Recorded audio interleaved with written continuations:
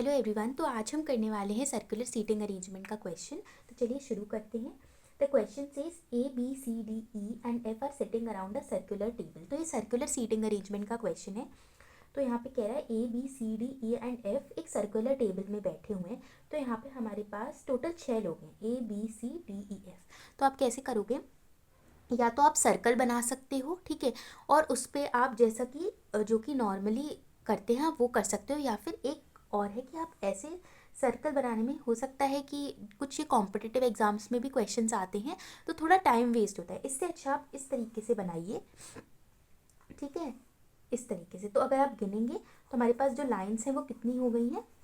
1 2 3 4 5 6 लोगों के लिए हमारे पास ये जगह हो गई। Okay okay.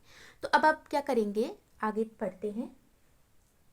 E sits to the immediate right of D। जो E है वो D के बिल्कुल ही राइट में बैठा है। तो यहाँ पे क्या करोगे, आप यहाँ पे D रखो। आप कहीं से भी स्टार्ट कर सकते हैं। I prefer to start from है। ओके, जो D है, ओके, तो यहाँ पे बोला जा रहा है D E sits to the immediate right of D। जो E है वो D के इमीडिएट राइट में है। तो अब यहाँ पे कुछ भी बोला नहीं गया कि किस तरफ। यहाँ पे सब लोग, यहाँ पे बताया गया है कि सब लोग सेंटर की तरफ फेस करे हैं।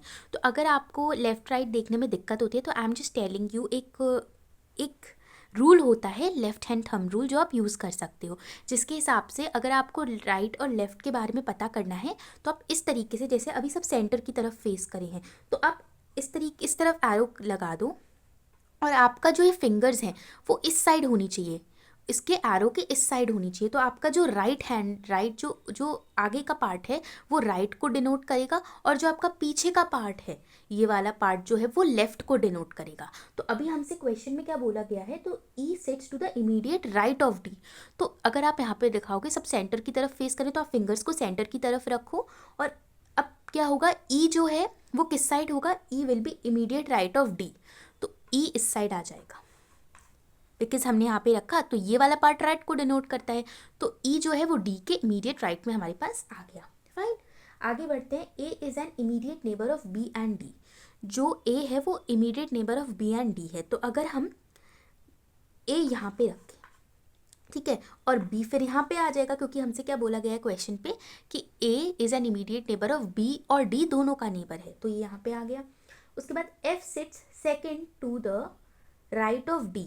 F जो है वो D के राइट से सेकंड पे है, तो यहाँ पे D पे रखेंगे। F का हमें पोजीशन फाइंड आउट करनी है, बट किसके रिस्पेक्ट में, D के रिस्पेक्ट में। तो देखें, तो F sits second to the right of D, D के राइट पे। तो D पे आप यहाँ पे रखो। F किस साइड बैठा होगा, यहाँ पे, ठीक है, F यहाँ पे बैठेगा, because F sits second to the right of D। पहला ये हो गया और सेकंड यहाँ पे, तो F यहाँ पे आ जाएगा। फाइन, उसके बाद फाइन, अब हमारे पास कौन बचा, सिर्फ C बचा है। तो C की पोजीशन हमारे पास यहाँ पे आ गई। फाइन, C की पोजीशन आ गई। ओके, तो अभी हमारा डायग्राम पूरा कंप्लीट हो गया। उसके बाद अब हमसे क्वेश्चन में क्या पूछा गया, what is the position of C with respect to D। C की पोजीशन क्या है D के रिस्पेक्ट में, और हमारे पास ऑप्शंस गिवन है, third to the left, second to the left, immediate left, या सेकंड टू द राइट। तो अगर हम देखें D के रिस्पेक्ट में C की पोजीशन, तो आप कैसे पता करोगे, फर्स्ट सेकंड थर्ड, ठीक है। अगर आप यहाँ रखोगे तो C जो है वो थर्ड लेफ्ट पे है, इस साइड आप देख सकते हो, या तो वो थर्ड राइट पे है, ठीक है। तो हमारा आंसर यहाँ पे क्या गिवन है, थर्ड टू द लेफ्ट भी गिवन है, बस third to the left given है। और या तो D के रिस्पेक्ट में देखें तो थर्ड टू द राइट भी है और थर्ड टू द लेफ्ट भी है, बट हमारे पास ऑप्शन ए गिवन है, थर्ड टू द लेफ्ट। तो हमारा आंसर क्या हो जाएगा, ऑप्शन नंबर ए। क्लियर हुआ? Thank you so much.